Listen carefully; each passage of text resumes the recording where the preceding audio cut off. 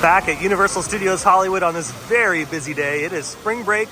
The crowds are here. People enjoying the entertainment capital of LA. All right, here's the queue times for today. Harry Potter and the Forbidden Journey, 90 minutes. Flight of the Hippogriff, 70 minutes for Flight of the Hippogriff. Oh my goodness. Studio tour at 50 minutes. That's not too bad.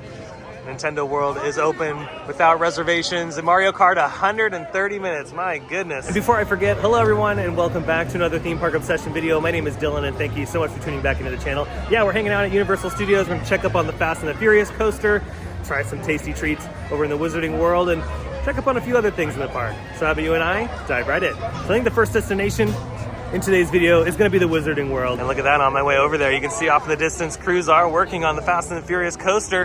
Yes, the Wizarding World of Harry Potter. And it's officially butterbeer season, so if you haven't gotten your butterbeer just yet, you got to do so. And I want to give a huge shout out to Universal Studios Hollywood. Thank you so much for inviting me out to enjoy the butterbeer season. I cannot wait to try some of the tasty treats. Okay, so the first item I was able to try is the butterbeer potted cream, and I gotta say, I think this is my new favorite butterbeer dish. This is so delicious and incredibly addicting, just like the regular butterbeer drink. Oh yeah, if you're a fan of pudding, you're gonna love this. I'm glad I got another serving of this because it's just so delicious. And you'll be able to get this at the Three Broomsticks location here in the Wizarding World. And I was also able to try some butterbeer fudge, which I've had before, and just like always, excellent. Huge fan of butterbeer fudge as well. And to celebrate butterbeer season, Universal has sprinkled some more magic here in the Wizarding World by adding a new ice cream counter to Honeydukes. And it's Florian Fortescue's ice cream, just like at Universal Orlando Resort. And they have soft serve and hard packed ice cream. Okay, I've obtained a couple flavors. The toffee nut and toffee apple, and also the orange cream. Oh yeah. There's a total of 10 flavors. I didn't want to get all 10 just because, one, I didn't want to waste any ice cream because there's no way I can eat all of those servings. And two, I just wanted to try like the ones that were the first things that came to mind. So the orange, the toffee nut, and the toffee apple, those all sounded really good. Okay, toffee apple.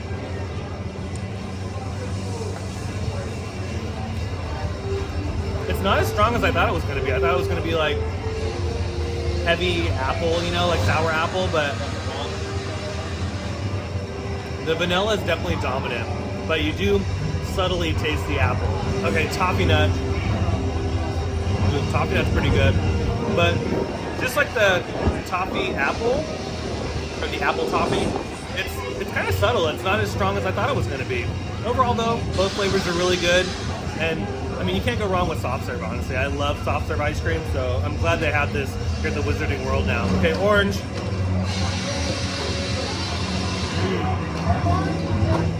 That is my favorite one out of the three.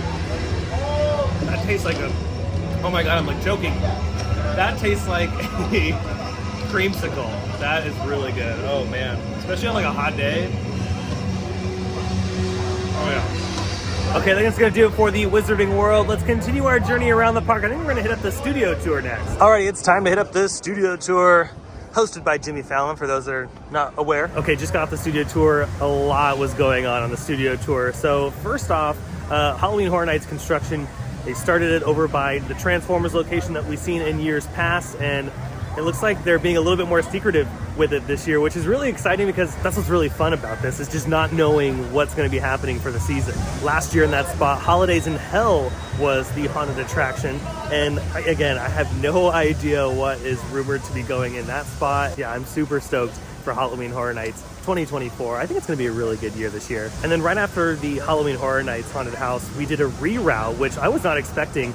We didn't go through Six Points, Texas, and we didn't go through Little Europe. So they were saying that there was some production happening there. I don't know if it involves the 60th anniversary stuff for the studio tour, but yeah, some pretty big reroutes on the studio tour near Falls Lake and all that kind of fun stuff. Also, a lot of the fencing came down around the earthquake attraction, which will be up and going for the 60th anniversary because Universal just made the announcement of some of the goodies that we'll be able to experience on the studio tour, and I'll get to that in just one moment. But as far as the earthquake attraction, it looks like the renovation is complete. Now, moving on to the 60th anniversary stuff, it was just announced by Universal just the other day that, yeah, we'll be able to get off the tram for the first time in a long time and be able to explore the sets down there by the Bates Motel, which is really exciting. The 60th celebration goes from April 26th all the way up till August 11th. so you'll have plenty of time to check it out. And they got photo ops down there by the Bates Motel. They have the OG Glamour tram down there to take a picture with, and a few other surprises are going to be scattered around the tour as well, including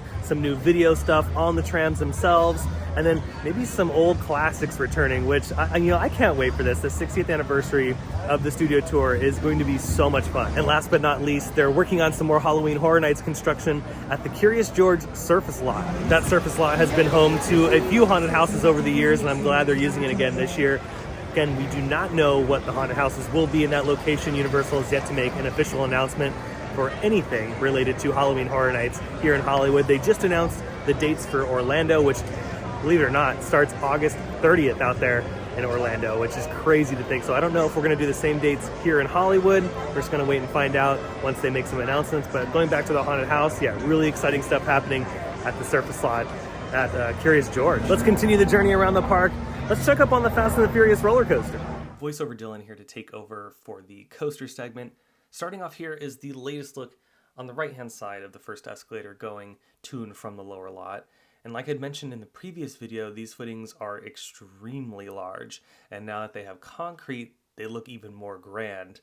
And it's pretty cool to see in person. Only a few remain with exposed rebar, which I'm sure will change here in the next few days as they do the concrete pour for these other ones.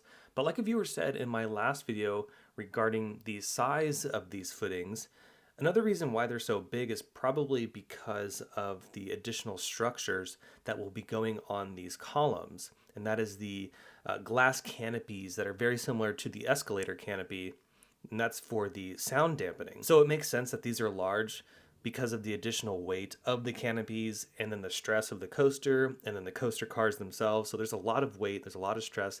So that's, yeah, again, a reason why they're probably so large. And then other than the concrete being poured, nothing much has changed in this area, but what's really cool is since there's really not much to do in this spot, we could be seeing some coaster columns and track show up very, very soon. So I'll be keeping an eye on this section every single week. And then here's a look from the lookout area near Super Silly Funland, where a lot of activity is happening, particularly here in the center of your screen, where crews are working on more footings for the support columns for the coaster. And just like the ones on the right side of the escalator, these will probably go up really, really quick. They'll pour the concrete here in the next couple of weeks, and then before you know it, massive support columns will go in, and we'll start seeing some track. And you can also see here they're digging more holes for those giant steel beams to form what I'm assuming will be a pretty big retaining wall. Overall, there was a lot of activity today, and I'm really happy to see so many crew members on site working on this thing every single day.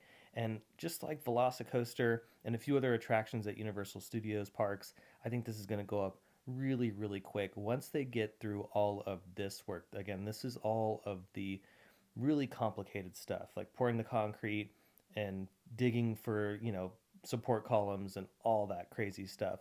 Once we start seeing more vertical construction, that's when it's going to go really quick.